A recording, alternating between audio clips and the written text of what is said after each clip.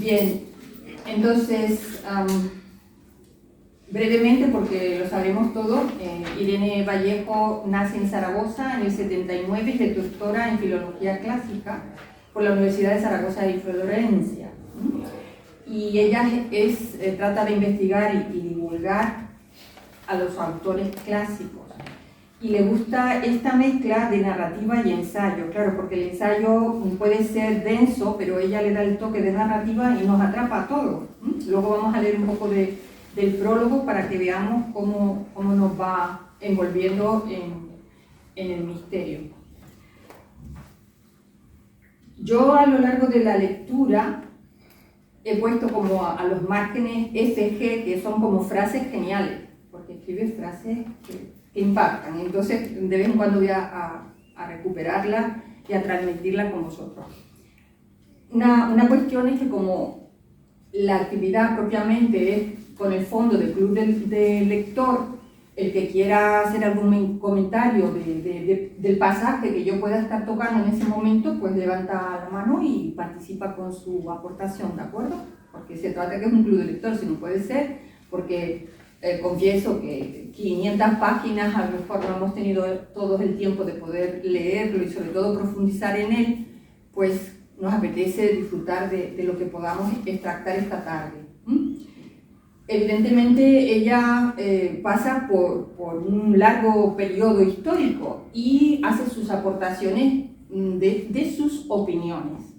Entonces nos hemos visto un poco condicionados a extractar lo que es propiamente la historia del libro, porque las menciones que hace, tanto políticas como de escritores, la cantidad de referencias de bibliografías inmensa, de notas, etcétera, no podemos entrar ahí porque nos daría un día entero más si todos aportamos algo a esto, ¿no? Entonces nos vamos a limitar a lo que nos ayuda a ese proceso de la historia del libro, que es súper emocionante. Iba a decir interesante, pero no, es emocionante. Y una frase de estas geniales que ella dice es: cuando compartimos los mismos relatos, dejamos de ser extraños. ¿Eso es conmovedor o no? Ya los conozco a todos de toda la vida. Entonces es muy hermoso esa idea. El libro, en su cuerpo fuerte, lo divide en dos partes: Grecia y Roma. Y si lo hablamos de tercio, 2 tercios son para Grecia y 1 tercio es para Roma. Entonces vamos a ver cómo podemos ser justos haciendo referencia. Me gustaría destacar también la editorial Siruela. Es una editorial muy seria, muy comprometida para cualquiera que quiera elegir entre diferentes títulos el mismo título con diferentes editoriales. Siruela es una buena editorial. Nunca me ha defraudado.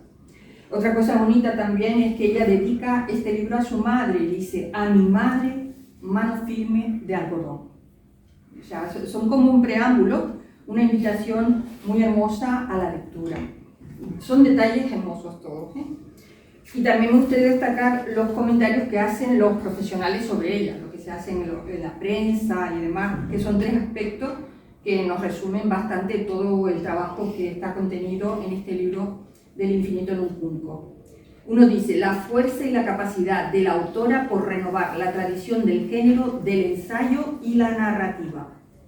Ese juego es muy hermoso. Segundo, su extraordinaria aportación al conocimiento de la historia del libro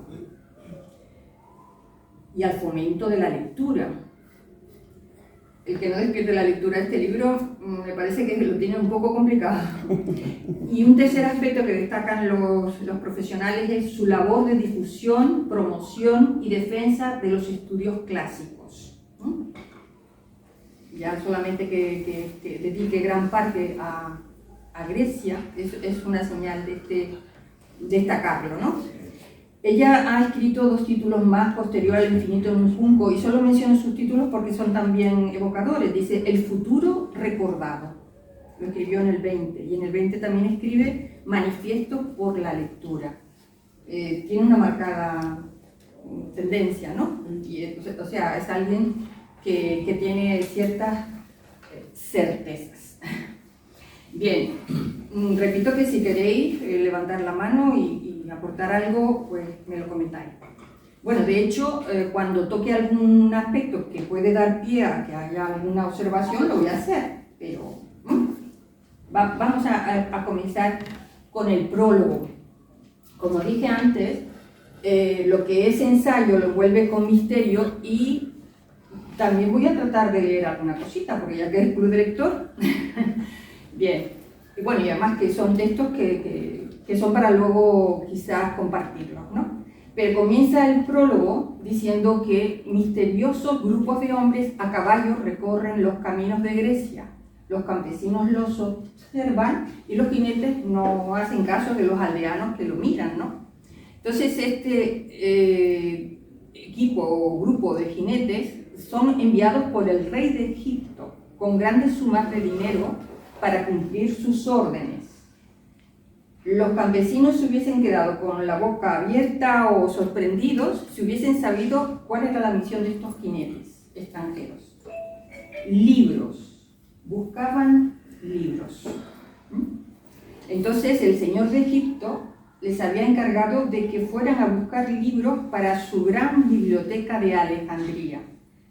Este foco, este punto cultural de la biblioteca de Alejandría es lo que el punto que ella sigue a lo largo de todo el libro. Perseguía el sueño de una biblioteca absoluta y perfecta, la colección donde reuniría todas las obras de todos los autores desde el principio de los tiempos. Por eso, para lograr ese sueño también tiene que ver el origen del libro. Y después en este prólogo, y esto podría ser un motivo para conversarlo si queréis, hace un inciso de su vocación como escritora. Dice: siempre me asusta escribir las primeras líneas, cruzar el umbral de un nuevo libro. Con cada libro vuelvo a punto de partida y al corazón agitado de todas las primeras veces. Cuando ella va a comenzar a escribir este libro, no ve la razón o el motivo, y este es el que ella hace la parada cuando ya ve que este motivo de esa búsqueda de la biblioteca perfecta en Alejandría podría ser el argumento principal del libro. Pero hace ese inciso y nos invita a nosotros en ese mundo de ser escritora, ¿no? Y dice que no es tan diferente de hacer estas cosas por primera vez como cuando aprendemos un idioma, cuando aprendemos a conducir, cuando somos padre o madre, dice, incluso cuando empezamos como a vivir, a entender qué es vivir. Tiene también mucho de línea o de perfil filosófico. Y ahora el contraste que hace, dice: hemos nacido en un país, en una época en que los libros son fáciles de conseguir. Entonces esta aventura de esta dificultad, de estos personajes que van en busca del libro atravesando vericuetos por toda Europa para llevarlos a la Alejandría, no suena como original, ¿no? Como una aventura fabulosa. Pero aquí y ahora, destaco este aspecto porque Irene Vallejo casi que se burla de estas personas que son agoreros de la crisis del libro, que va a desaparecer del libro, y ella a continuación da unos argumentos de que cómo eso no va a ser posible, ¿no? Entonces dice: cada cierto tiempo leo con desconsuelo artículos periodísticos que vaticinan la extinción de los libros, sustituidos por dispositivos electrónicos y derrotados frente a la inmensa posibilidades de otros socios. ¿Entendéis? Lo lanza como un desafío, pero después dice: ¿estamos seguros? Aquí si quieren pueden intervenir. ¿Estamos seguros de que esto es así? Esos personajes tan, no sé, derrotados de esta idea del libro, eso, ¿cómo lo ve? Ella dice: ¿estamos seguros? Ella dice que el libro ha superado la prueba del tiempo. Corredor de fondo, me encanta esa imagen, ¿no?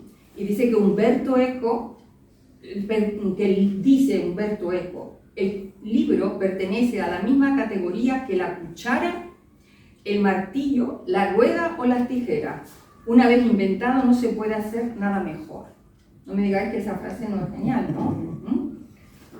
Y entonces habla de que la tecnología puede ser deslumbrante, pero cuántas cosas hemos perdido, hemos dejado atrás porque ya no podemos reproducir los casetes, ¿no? Yo recuerdo canciones preciosas que tengo en casete que me he traído un radiocasete, lo conservo. Es que también dice eso, que si queremos volver a ver esos soportes o reproducir esos soportes, tendríamos en casa como un museo de reproductores que ya están desfasados, o no tenemos reproductores de DVD, de VHS, porque son películas que nos recuerdan, que tenemos muchos recuerdos.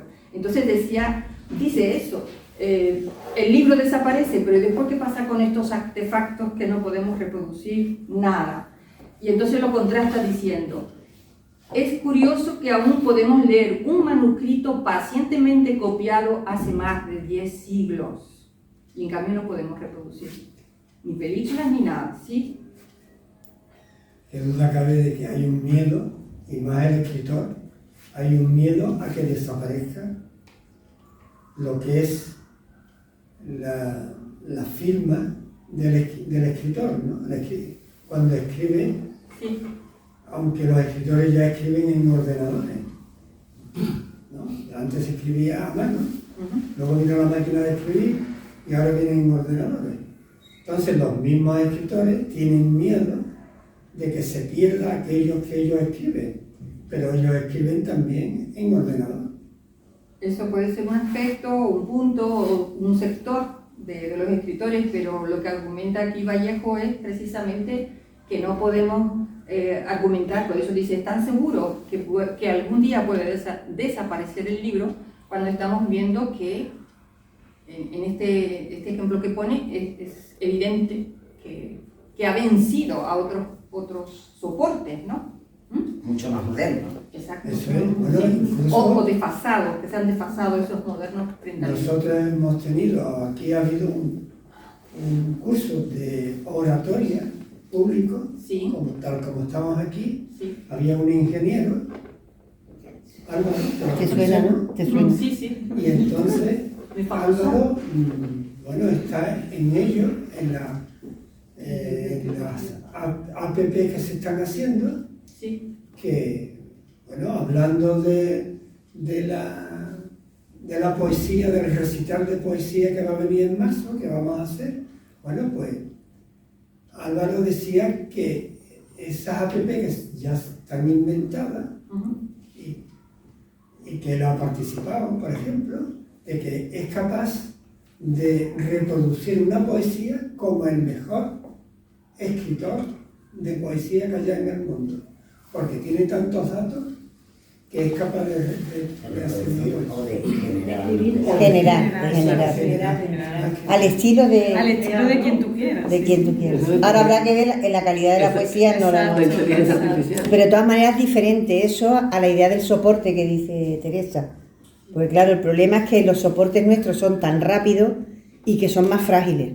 Que a lo mejor el libro aparentemente es más frágil, pero está resistiendo mejor, ¿no? Pero es que yo creo Yo que por la si acaso amenaza imprimí. no es el formato, es la impaciencia. Es decir, Ya. pensando precisamente Álvaro, que las personas hoy cada vez somos, yo me incluyo, y yo soy rara en ese sentido. Creo que la impaciencia y la celeridad y la velocidad sí puede, de alguna manera, que no es que decaiga el libro, pero que los seres humanos dejen de mirar al libro. Que el libro requiere paciencia. Si os Que dais cuenta, eso sí estoy de acuerdo, pero que el libro sobreviva sería otra cosa, claro. Y si tú quieres que lo tuyo sobreviva, imprímelo. La idea es si los seres humanos seguirán recurriendo a ello o no, o ya recurrirán a otras cosas. si os dais cuenta, son como picos históricos, ¿no? En un momento dado hay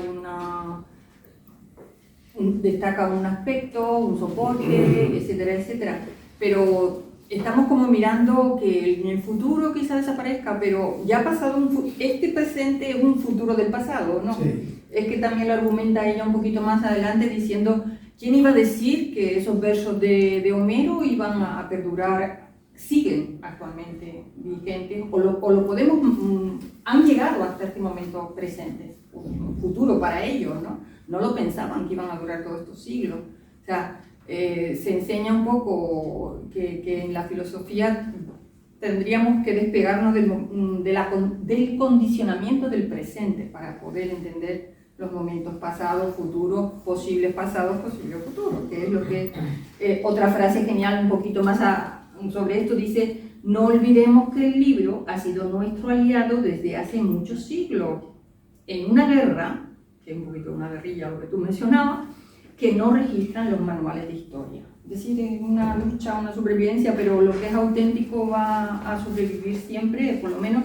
Y lo importante, dice, esta ha sido la razón para escribir este libro, porque a veces no sabemos, bueno, algunos tienen un propósito más ambicioso, rentable o de rentabilidad, pero ella misma en una entrevista que la escuché dice: me ha sorprendido el éxito que ha tenido el libro, o sea que ella previamente no pretendía ese éxito o esa ganancia o lo que fuera económicamente. Entonces dice ella: me planteo entonces la escritura de este libro. ¿Cuándo aparecieron los libros? ¿Cuál es la historia secreta de los esfuerzos por multiplicarlos o aniquilarlos? ¿Te das cuenta qué bonito? Hay algo muy vivo en el libro, ¿no? ¿Qué se perdió por el camino? ¿Qué se ha salvado? ¿Por qué algunos de ellos se han convertido en clásicos? Esa pregunta la responde y dice que es por la fidelidad de las personas que quieren mantenerlo. Han descubierto algo bello en los textos clásicos y creo que estaba en esta frase, ¿no? O sea, han encontrado algo maravilloso y vamos a poner entre comillas vida o muerte, lo perviven a lo largo del tiempo. Bueno, este es un poco el prólogo que ha dado pie a que podamos hablar algo. Y ahora ella entra en lo que es Grecia. Entonces yo he puesto algunas páginas y bueno, y en Grecia pues hay muchos apartaditos pequeños, pero he seleccionado lo que dije al principio, aquellos que hablan de la historia del libro. Y este es la piel de los libros, en la página 45. No es ningún rollo lo que pretendo leer, sino he destacado lo más importante para ver si da pie a que podamos hablar entre nosotros, ¿no? Fijaros qué bonito. Antes de la invención de la imprenta, cada libro era único. ¿Lo podemos concebir? ¿Verdad que sí? Para que existiera un nuevo ejemplar, alguien debía reproducirlo letra a letra, palabra por palabra, en un ejercicio paciente y agotador. La posibilidad de que un determinado texto se extinguiera por completo era una amenaza muy real. Si tenemos algún libro que ha llegado hasta ahora, no me puedo imaginar, me da un dolor de corazón. Y algunas veces se ha representado en películas la pérdida del Quijote, ¿se imaginan? Pues una película que decía que se había perdido el texto, pero después era como un montaje. Digo, uy, mientras duró que no había Quijote, yo lo pasé mal, ¿no? Entonces, tenemos libros que agradecemos o deberíamos ser felices de que lo pudiéramos tener y que haya perdurado, ¿no? Pero ser consciente de eso nos hace amar cualquier descubrimiento del libro. Por eso el fomento de la lectura creo que es de agradecer en el alma, ¿no? Son amigos fieles, para mí son como los animalitos domésticos. Entonces, la posibilidad de que un determinado texto se extinguiera por completo era una amenaza real, hablaba de termitas, de humedad, y que eso sucedió muchas veces. En aquel tiempo los libros eran frágiles. O sea, que también si nos ponemos a pensar lo que no nos ha llegado, también podemos pasarlo mal. La invención del libro es la historia de una batalla contra el tiempo para mejorar los aspectos tangibles y prácticos del soporte físico de los textos. Es una lucha. El antepasado más cercano de los libros fueron las tablillas de arcilla de Mesopotamia. Ya empiezan a aparecer algunos soportes. En Europa fueron todavía más habituales las tablillas de madera, metal o marfil, cubiertas con un baño de cera y resina. Aparece el rollo de papiro. Supuso un fantástico avance en la historia del libro. Podemos hablar, si queréis, luego de los soportes, de lo que ha pasado, ¿no? Los judíos, griegos y romanos lo adoptaron, el rollo de papiro, con tanto entusiasmo que llegaron a considerarlo un rasgo cultural propio. En comparación con las tablillas, las hojas de papiro son un material fino, ligero, flexible y cuando se enrollan, una gran cantidad de texto queda almacenado en muy poco espacio. Los rollos de papiro relegaron a las tablillas a un uso secundario. Luego tengo un regalito para el que tenga paciencia a quedarse hasta el final. Tengo como aquí un simulacro de papiro. Es lo que os quiero destacar en este apartado, ¿no? Pero dice que los papiros también tenían inconvenientes, la historia no iba a resultar fácil, ¿no? La humedad de Europa, en el clima seco de Egipto se mantenían bien, conservaban la flexibilidad, pero la humedad de Europa los ennegrecía, volviéndolos frágiles. Si las hojas de papiro se humedecen y se secan, varias veces se deshacen. Sigue con los libros de papiro, que eran objetos delicados. Al ser material vegetal, pues despertaban, tiene unos giros graciosos, dice, despertaban la glotonería de los insectos y ardían fácilmente.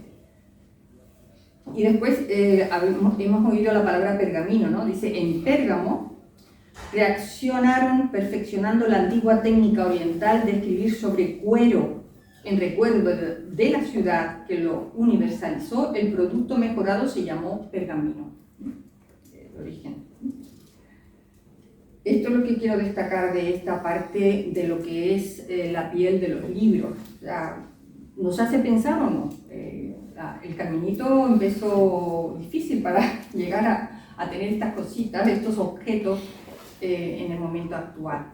¿Qué pensáis de...? ¿O habéis yo parado de pensar? sobre todo de los copistas medievales, yo una vez me estuve, digamos, investigando y era un trabajo durísimo porque la atención que necesitaba de escribir, las posturas que cogía, el frío de los... Es que un copista podía hacer al día 2 o 3 páginas.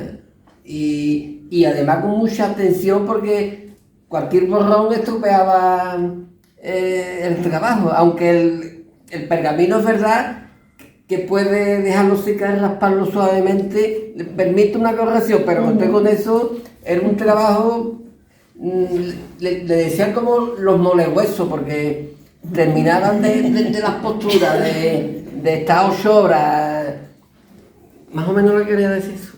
Sí, un poquito también lo que viene a continuación, que habla de los copistas, ¿no? Dice una tarea detectivesca, es el título del capítulo, pero que dice que solo las máquinas pueden reproducir en serie, porque hacer a mano una copia fiel de un texto no es tarea fácil, exige una serie de operaciones repetitivas y agotadoras. El copista debe leer el libro que le sirve de modelo un trozo de texto, retenerlo en la memoria, reproducirlo con una caligrafía hermosa y después de volver al original, engarzar la mirada en el punto exacto donde se había detenido, o sea, que se podía saltar una línea como no se concentrara. ¿Querías hablar? Sí, no, en lo que cabe ya en esta época que estamos hablando de la individualidad de cada libro, la interpretación también del copista. Que el copista, por no perder tiempo en hacer todas las cosas, pues ya desvirtuaba en parte el sentido de cada libro y le acoplaba para que fuera un ahorro simple de tiempo o que él pudiera introducir su propia interpretación. También. Sí, para que vea, hasta ahí llega el punto de ser morales, ¿no? Porque si le entrega la labor a alguien que supuestamente es el profesional dice que tengo que irme, que me está esperando la pepita, pues entonces... Pero eso no lo sabemos. Hay una pepita aquí que yo la quiero mucho, se habrá sentido aludida. Bueno, entonces hacía falta una enorme concentración para llegar a ser un buen escriba. Aunque la mano que copió un libro fuese anónima, a través de los errores, hemos podido saber dónde nació el escriba. Eso no me diga que es curioso, ¿no? A lo mejor uno que no le pone la H a nada, digo, este es el escriba de siempre, que nunca pone H, ¿no?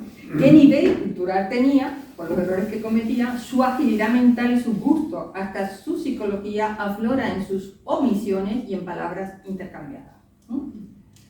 Es entrañable todo lo que esto puede descubrirnos, ¿no? Pasa a otro apartado. Perdón, Sí, sí. ¿hay historias de copistas femeninos? Supuestamente, Yo no tengo ni idea. quizás Yo no... Sí, hay pocas, muy pocas. intervienen. Lo que pasa es que Yo lo sé. exacto, sí. Lo que pasa es que es como en un círculo más interno, ¿no? La ¿Copista o escritora? No, copista, la labor de copista. Es que era un oficio, entonces... No, pero habla también en el aspecto de Roma, que ahí las mujeres pues educaban a sus hijos, pues también ellas hacían las reproducciones de los libros, pero era algo como una labor más de tal, ¿no? Y después algunas mujeres griegas evidentemente recibían cultura, nivel alto de cultura, porque intercambiaban o iban acompañando a sus esposos a determinados sitios y también tenían que dar una respuesta, un nivel de también conocer la cultura.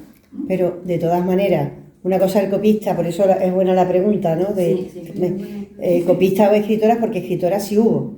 Y hubo escritoras en la antigüedad, muchas escritoras, que además, ahora ya que han mencionado antes el recital que vamos a hacer, hemos hecho, por cierto, una recopilación de autoras y algunas son súper antiguas. Y tenemos de Mesopotamia, tenemos de Grecia, tenemos de Roma. Entonces, alguien tuvo que pasar esos textos. Si no eran ellas por lo menos lo tuvieron que hacer, ¿no? Sí. O sea, bueno, por lo menos las primeras sí fueron ellas. Sí. Los que copiaran después no lo sabemos. Sí. O sea que también durante muchos años... Sí, estoy investigando y pone que entre el siglo XIII y el XVI han sido identificados más de 4.000 libros atribuidos a unas 400 mujeres copistas. Estas son primeras, ¿no? Por eso te digo que sí, que seguro que... De los conventos y de los monasterios. De los monasterios de... Claro. Y no era precisamente que fueran copistas cualificados, que sabían escribir, ¿no? Sí, como profesión, sino como tarea. Claro. Porque si no se perdían. Porque los conventos hacen eso. Muy bien. Destacamos otro aspecto muy interesante.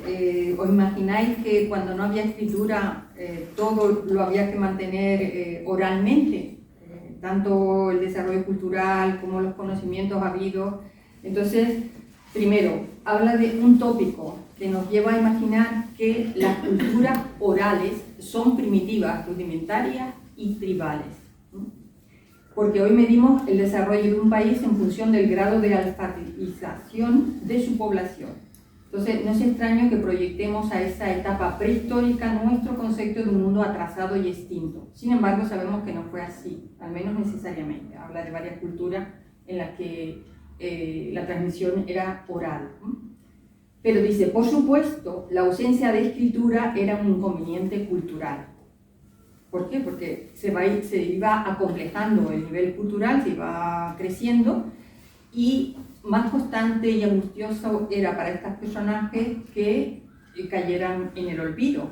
Necesitaban preservar leyes, creencias, hallazgos, conocimientos técnicos, su propia identidad, porque si no, transmitirían sus logros en generaciones y que se podrían perder y que supondría, dice aquí, fatigosamente volver a empezar desde el principio. O sea que en la frágil memoria humana encontraban su única esperanza de permanencia en el tiempo. Por eso entrenaban la memoria, esto es muy curioso, la memoria para expandir al máximo su capacidad. Eran atletas del recuerdo en lucha con sus propios límites.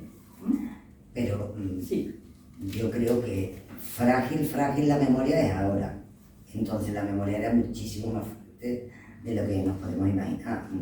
Porque una Ilíada saberse de memoria y se la sabían de memoria. Sí.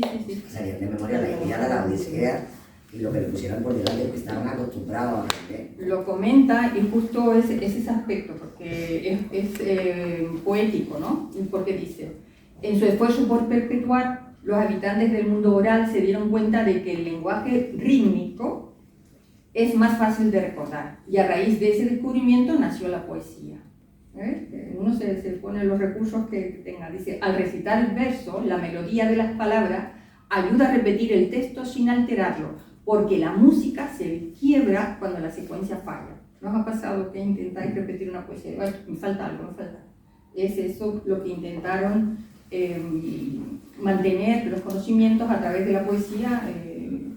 El comentario que ha hecho nuestra compañera Laura sobre cómo aprendían esos largos textos, porque tenían un ritmo, ¿no?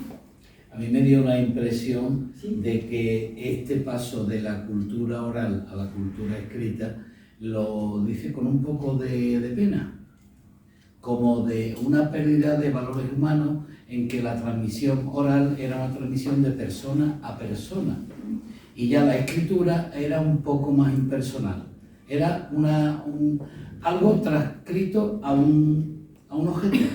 Y entonces habla, en cierto sentido, habla de eso, de que lo mira al principio, por lo menos, de que habla con un poco de pena de ese salto de la parte oral a la parte escrita. Dentro de que ya, como es natural, ya la adaptación a los tiempos, ya eso está más que superado, ¿no? Pero hablando de la época antigua, de la época en que la cultura era un bien casi único o era el centro de muy pocas personas, pues entonces era una forma de transmitir de igual a igual esa serie de conocimientos, incluso leyes, porque las leyes eran también orales, y entonces se regían por leyes orales. ¿Qué garantía tiene eso hoy? Entonces por eso habla como un poco de pérdida de valores humanos, que después ya se ha compensado con otro tipo de conocimientos, con otro tipo de relaciones, ¿no? Sobre Claro, todo la de memoria. Que la memoria holística, hablando de una literatura, debía ser una simple transcripción de datos. Como un robot te aprende una serie de cosas para transmitirlo de una forma lo más parecida posible. Pero claro, eso también tiene, aunque en aquella época la memoria fuera mucho más evidente que ahora, porque ahora la memoria parece que es cosa de otro mundo. Ya no hace falta nada. Sobre todo políticamente. Dentro de eso, pues ya superaba esa fase de antigua, cuando la antigüedad era lo que se llevaba, ¿no? Así que ya eso es. Exacto. Hablando de años luz. Bueno, de todas formas, nosotros somos como consecuencia de todo ese año luz o pasado, ¿no? Y si lo tenemos presente, este tipo de aspectos, pues lo vamos a defender, aunque sea con otra hacia afuera, ¿no?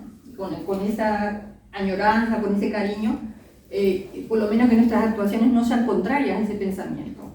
¿Son alimento o no son alimento? Añoramos momentos de alta civilización, pero nosotros queremos que podamos volver a ese momento alto de civilización o de renacimiento.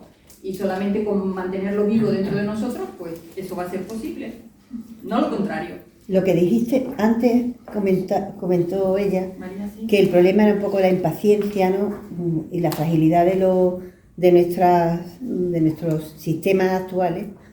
Yo creo que no es tanto la fragilidad, sino la fragilidad de que estamos constantemente poniendo cosas nuevas, ¿no? Quizás habría que poner más hincapié en las capacidades humanas, ¿no? Porque vemos un ejemplo muy claro. Yo me acordaba de todos los teléfonos de mis amigos y ahora no me preguntéis un teléfono. Porque como lo tengo en el móvil y no lo tienes que memorizar, pues llega un momento que es que te sabes el tuyo y con suerte, y el de tu marido no me. Pero ya está. Entonces, quizás lo que tenemos que hacer es lógico que hay una evolución y que los soportes van a ir, porque se ven, el papiro, primero estuvo también la piedra, las tablillas, todo lo que queramos. Eso, los soportes van a cambiar. Lo importante es que nos sigamos comunicando y los elementos propiamente humanos no los dejemos al albur de un sistema más o menos frágil, sino que trabajemos la memoria, que trabajemos, o sea, acordarnos de las leyes de memoria, es que, vamos, me parece de nota, porque de una narración, pues sí, pero de las leyes, qué fuerte, ¿no? Y sin embargo, pues los abogados lo hacen, ¿no? No tienen más remedio, se acuerdan muchísimo, o los médicos se saben todos los nombres de los órganos, o sea que es entrenarnos también en no perder las características y las capacidades humanas, que yo creo que es lo que estamos dejando muy al albur del tiempo, ¿no? Eso sí me parece interesante. Siguiendo en esta línea de recordar y demás, pues llega el punto en que la biblioteca de Alejandría ocupa 120 rollos, 5 veces más que la Ilíada de Homero. El mar de libros había desbordado los diques de la memoria humana, porque mencionan a un tal Aristófanes de Bizancio que era de memoria prodigiosa y era como el límite. Ya si Aristófanes no lo recuerda habrá que inventarse algo, ¿no? Y entonces aparece lo que son los catálogos y las listas de un tal Calímaco, que se considera como el primer cartógrafo que viene como de mapa, porque ya entra en aquella biblioteca de Alejandría uno se podía extraviar, ¿no? Y entonces este buen señor pues hace, como dice aquí, el catálogo de Calímaco se consultaba y actualizaba constantemente. Gracias a su paciencia, su inmenso esfuerzo, pues hizo todo este tipo de orden. Someramente digo algunas cosas que hizo, pero esta me pareció curiosísima. Dice que en algunos casos se confundían nombres y apodos de los autores. Y aquí aparece nuestro, por lo menos en esta escuela le tenemos mucho cariño a Platón. Decía que Platón, su nombre original era Aristóteles, ¿no? Entonces se conoce con el apodo del gimnasio, porque Platón, que en griego significaba espalda ancha. O sea que ahí empieza ya la relación de autores y a ver diferenciar unos de otros para que no se confunda a quién asignarle la obra, etc. Y esta labor de Calímaco, pues hay que reconocer que fue ardua para llegar a un aspecto que, como vuelvo a repetir Vallejo en plan un poco irónico, que no tenemos tan en cuenta lo importante que ha sido utilizar el alfabeto para ordenar y archivar textos. Fue una gran contribución de los sabios alejandrinos. Dice, en nuestra vida cotidiana nosotros lo hemos asumido como algo tan corriente como nos parece el invento, y vuelvo a repetir, herramientas como el paraguas, los cordones de los zapatos, pero que el alfabeto supuso una revolución en lo que es esa ordenación de los libros y que no se extraviaran y no se perdieran en el camino de la historia. Y luego aquí hay un dato de cifras muy interesante, dice que en el 2014 España, en las poblaciones, en un 97% tiene una biblioteca pública. 4.650 bibliotecas en el país, en España. Y entre 1500 y 30 a.C., 55 bibliotecas para un público minoritario en Oriente Próximo y ninguno en Europa. Entonces, también agradecer cómo ha ido creciendo este fenómeno para nuestra alegría. Bueno, sigue con Grecia. Lo del alfabeto, bueno, quizás me pueda ya pasar a Roma, también en vistas de tiempo que va pasando. Bueno, este fenómeno hay que destacarlo, aunque hay una envoltura política, pero que por fin se ha vuelto, después de 3 incendios de la Biblioteca de Alejandría, por diferentes aspectos que no vamos a entrar ahora porque no nos da el tiempo, tras 12 años de obras y 120 millones de dólares, en octubre del año 2002, se inauguró la nueva Biblioteca de Alejandría en el mismo enclave donde un día estuvo su antepasada. El edificio representa el astro del saber iluminando el mundo, pero evidentemente a ella le gusta poner un poco de polémica y aparece, por supuesto, que me perdonen algunos de estos periodistas rebeldes que dicen, aquí faltan algunos autores, ¿por qué no esta biblioteca ecléctica no lo contiene? Y quizás ahora podáis intervenir. Y contesta la política de Egipto, los libros difíciles poquito a poquito se irán integrando. Pero significa un momento de orgullo, evidentemente, para la población de Egipto que renazca el antiguo espacio de diálogo, entendimiento y racionalidad. Y en ese pequeño conflicto habla de que el sueño loco de aquel joven macedonio, Alejandro de Macedonia, ¿no?, prosigue su interminable batalla con los viejos prejuicios. Es tomar nota de este tipo de cosas que ocurren, pero que evidentemente el ser humano le da la prioridad a que el libro permanezca en un espacio digno de él, ¿no?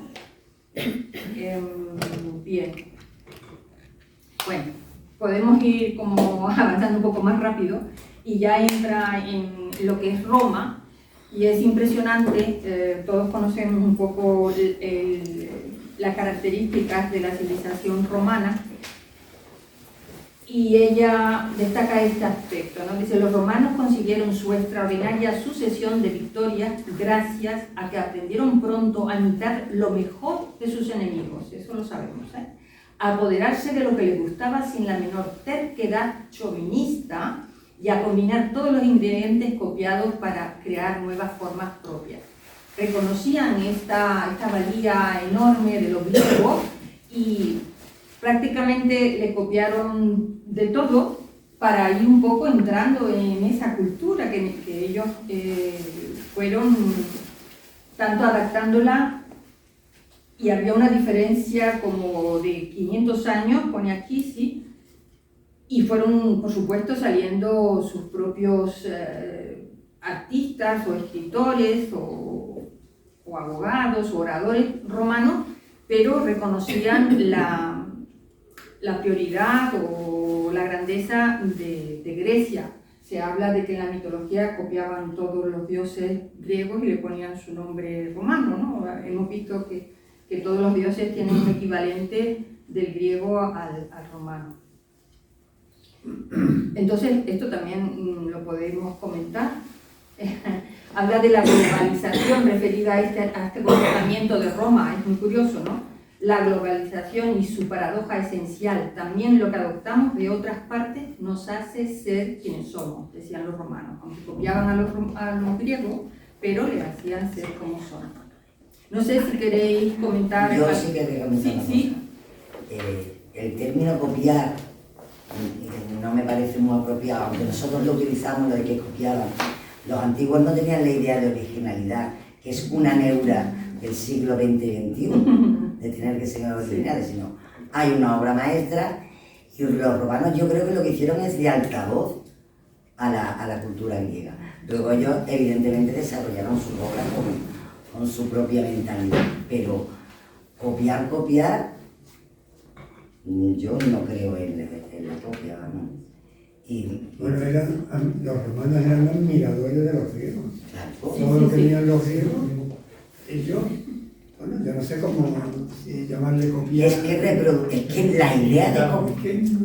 Sí, es la idea de reproducir la idea, ¿no? O sea, reproducir en lo artístico, reproducir en lo literario, reproducir en...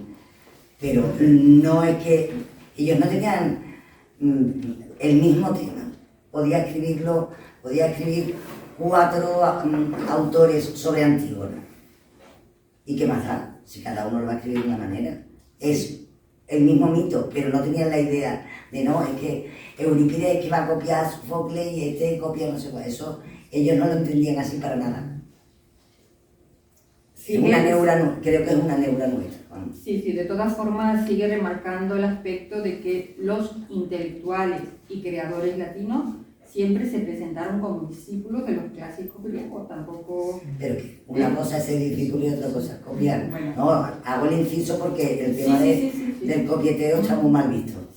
Herencia del romanticismo, o sea, esa idea, nosotros somos herederos del romanticismo y el romanticismo es individualidad, creatividad y eso es toda base de derechos de autor y todo este tipo de cosas, eso es moderno. Bueno, hoy día, yo creo, en estos momentos, ocurre lo contrario. Nosotros somos el país más viejo de Europa, no sé si del mundo, y estamos copiando a Estados Unidos constantemente. ¿Por qué? Porque la literatura que tenemos, las series de televisión, que se pone de moda. Es lo mismo. Y yo que es lo mismo. Es lo mismo. Una cosilla, seguimos que vamos terminando y después ya nos quedamos los que queramos seguir hablando. Un poquito siguiendo el tema del soporte del libro, pues llegamos a la madera. La madera que se extraía de los árboles en primavera cuando circulaba la savia por ellos, y la madera era más flexible para que se pudieran doblar como los modernos folletos desplegables. En estos conjuntos de tablillas encuadernadas como páginas de madera, en latín códices, encontramos el eslabón entre el pasado más remoto de la escritura y el presente. Fueron los precursores del libro tal como hoy lo conocemos. Por saltarnos un saltito y ir cerrando el proceso. Que no era el rubro, ¿no? Y llama a nuestros libros de página, que hoy es el libro nuestro por definición. Dice, ronda los 2000 años de edad. Es un gran invento anónimo que nunca sabremos a quién agradecer. Estas cosas son un poco el remate de la línea de los libros. Y entonces ya empieza con ideas geniales de agradecimiento un poco a mantener ese proceso desde el libro hasta hasta el momento actual. Y entonces dice, la humanidad desafió la soberanía absoluta de la destrucción al inventar la escritura y los libros. Gracias a esos hallazgos nació un espacio inmenso de encuentro con los otros y se produjo, lo que estamos haciendo esta tarde, y se produjo un fantástico incremento en la esperanza de vida de las ideas. Un poco decías lo de la vida de ciertas costumbres, también es un poco la vida de las ideas. De alguna forma misteriosa y espontánea, el amor por los libros forjó una cadena invisible de gente, hombres y mujeres, que sin conocerse ha salvado el tesoro de los mejores relatos, sueños y pensamientos a lo largo del tiempo. Entonces, me he inventado algo, la cabeza de unos está para estas cosillas, y quería hacerles como partícipes, si se puede, en alguna medida, de esa dificultad. Entonces, he puesto aquí unos cuantos pergaminos. A ver, vamos a colaborar los que no son miembros de esta escuela hermosa para integrar a los que, a ver, casi estos son de la casa, entre todos. Estamos entre... Yo quiero. No, tú también, tú eres un asiduo. A ver, Anita, te conozco, pero ay, y gracias a los que se han quedado pizza, que no está ahí en Vallejo, ¿eh? A ellos casi le voy a dar un premio extra. Por favor, a ver, vamos a ver qué resulta de esto. Y va a ver para todo. Sí, van a sobrar. No hay coche, como sale en la tele. Que no traba papelito. Venga, te ha tocado. Ahí tienes más. Y Laura, ¿y a quién dijo que quería? Aquí también falta. Mira Rubén, con lo bien que se porta. Rubén, que viene desde las 6 de la tarde a ayudarnos a ver esto.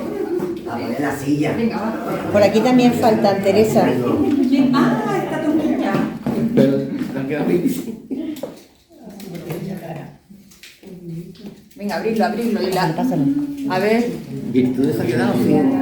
Ahora la Dini Ay, ya no, se pone. esta es mi bebida. Pepita y Me ha tocado el arroz 3 especies.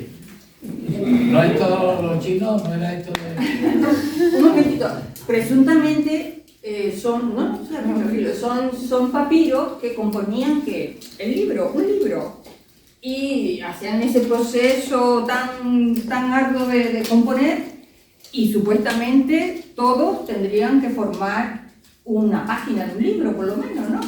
Ya decíamos antes que los rollos llenaban las estanterías de Alejandría y había que poner un catálogo. Entonces yo voy a pedir que vayamos leyendo, es un extracto de una página preciosa del libro, y a ver si nos quedamos con la copilla de lo que nos quiere transmitir. ¿Quién tiene el número 1? Adelante. En uno de mis recuerdos de infancia favoritos, camino agarrada a la mano grande de mi abuelo. A su lado sentía una seguridad absoluta. ¿El 2?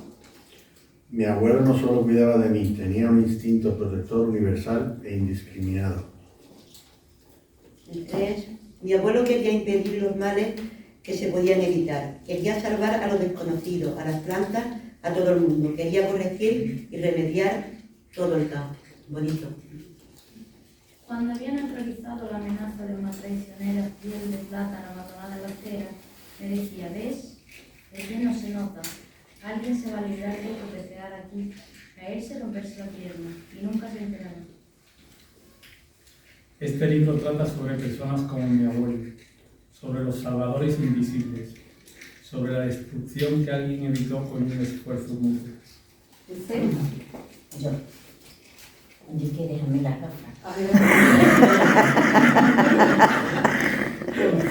Por el tacto.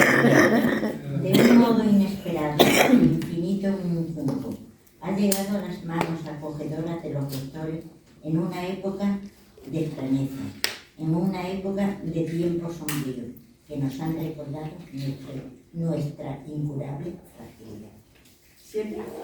Pero como no estamos a salvo de nada, intenta ser tú mismo la salvación de algo. 8. Hemos reposado la mirada en los libros, esos objetos vulnerables como nosotros mismos, que siempre estuvieron a nuestro lado y de nuestra mano.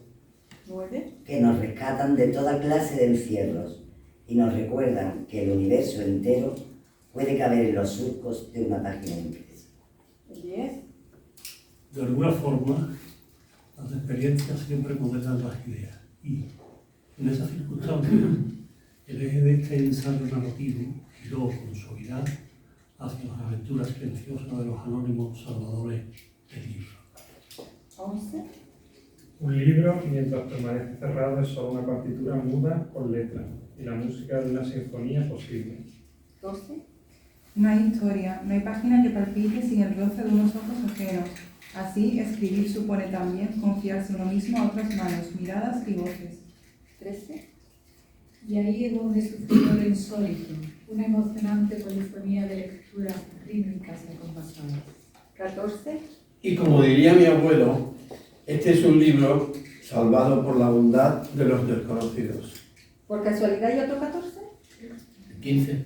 No, pero hay otro 14. Ah, sí, hay otro 14. Y en un principio me equivoqué, lo reconozco, pero luego me pareció que podía pasar eso en la realidad, ¿no? Que ese 14 repetido es de otra copia del libro que se coló por aquí. ¿No os parece qué bonito? Y no lo quise corregir, mira, 14 y 14. Digo, a ver, es que lo perfecto... Esto está corregido. Eres el último, ¿no? No sé si el 15 Sí, es el último. sí, el 15 es el último. A ¿Ves ver. que está corregido? Claro, porque me di cuenta que el 14 estaba repe. 14 y no- bis. Pues pone 14 bis. Que está repetido, este hombre piensa mucho. A ver, Enrique, A procede. unos y a otros, a ti, a quienes mantenéis viva esta milenaria aventura, mi gratitud infinita. Irene Vallejo. Qué bonito, me ha encantado. Ahí está, gracias, Irene Vallejo.